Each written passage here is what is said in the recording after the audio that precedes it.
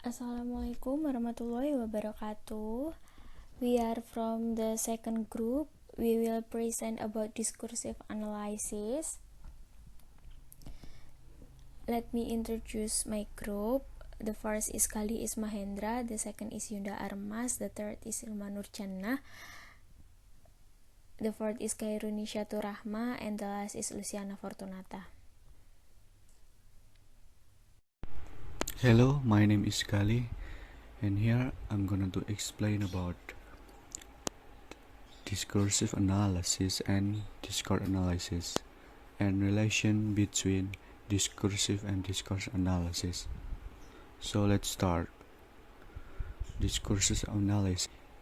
If interpret, discursive analysis describe the structures and place discourse in broader historical, culture, and social relation. Example: the restaurants are codes that reveal the changing power relation between Indian restaurants and British society. In 1950s, the Indian restaurants has names like Maharaj and Last Day.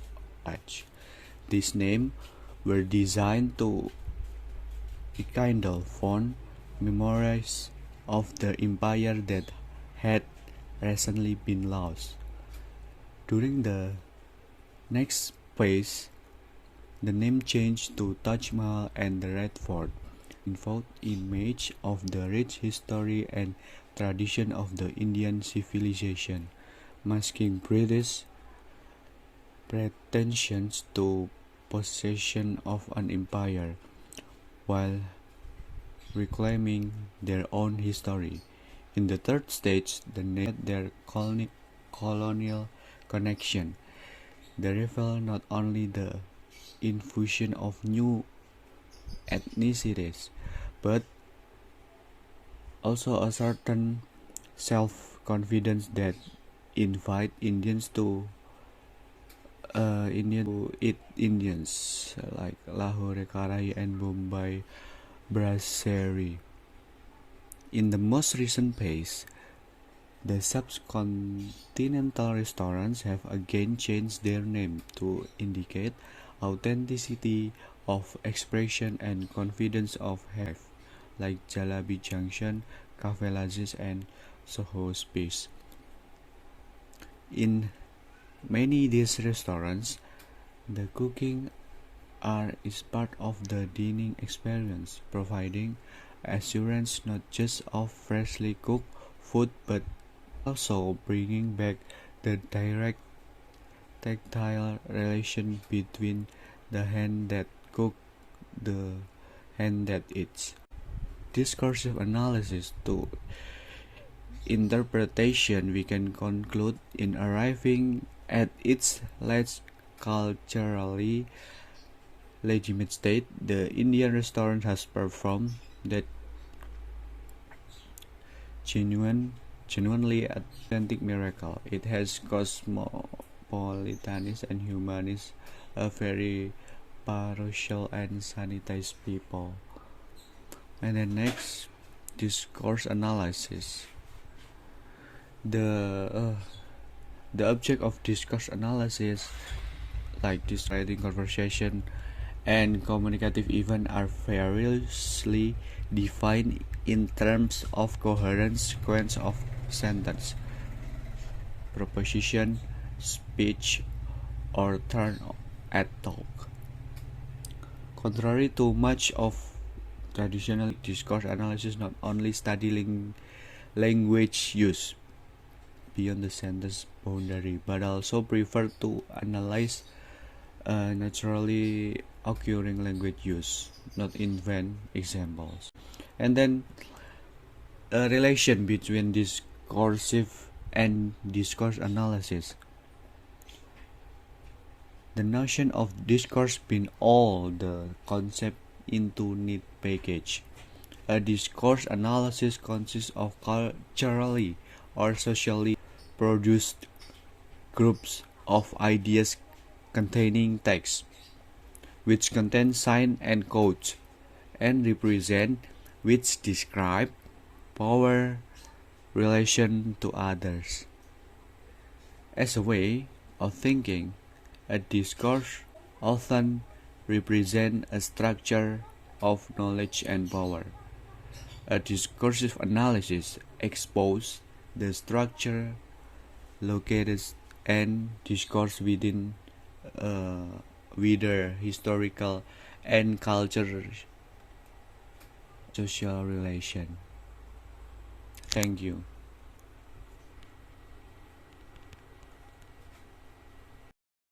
Definition culture. According Edward Tyler, culture is the complex whole which includes knowledge, belief, arts, morals, law, customs, and any other capabilities and habits acquired by man as a member of society. And according Macionis, culture is seen as beliefs, values, behavior, and materialistic objects shared by a particular population. So, culture can be defined as all the ways of life, including arts, beliefs, and institutions of a population that are passed down from generation to generation. Culture has been called the way of life for an entire society. Next is about the definition of cultural studies. Cultural studies is an interdisciplinary field that discusses critically the social and political context of various cultural practice in society. According to Stuart Hall, cultural studies is an approach to studying culture that lies at the intersection between the social science, most notably sociology and the humanities. Okay, the next is relationship between discourse and culture. If culture permeates the whole way of life of groups of people, and if culture itself is formed in social semiotic practice, then discourse, the most pervasive and essential part of such practice, is also culturally saturated.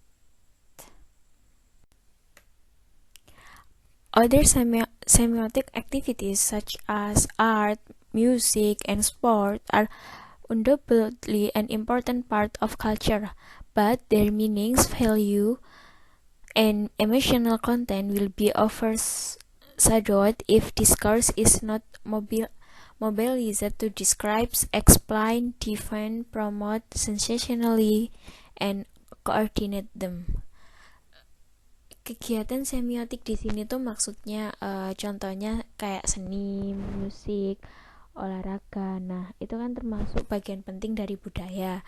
Nah, fungsi discourse di sini itu menggambarkan, menjelaskan, mempertahankan, mempromosikan kepada masyarakat agar budaya itu supaya tidak kehilangan fungsinya dan lebih dikenal masyarakat.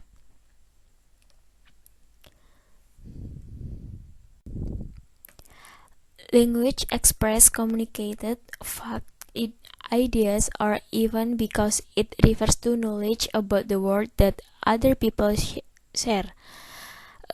People from different cultures may refer to different things when using the same form of language.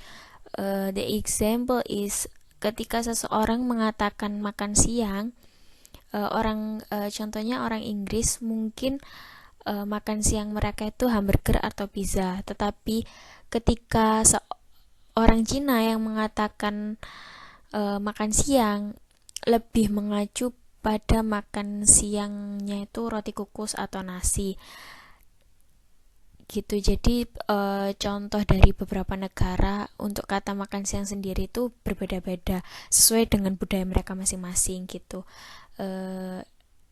Dengan kata lain, bahasa adalah cerminan budaya, dan dalam arti orang dapat melihat budaya melalui bahasanya gitu.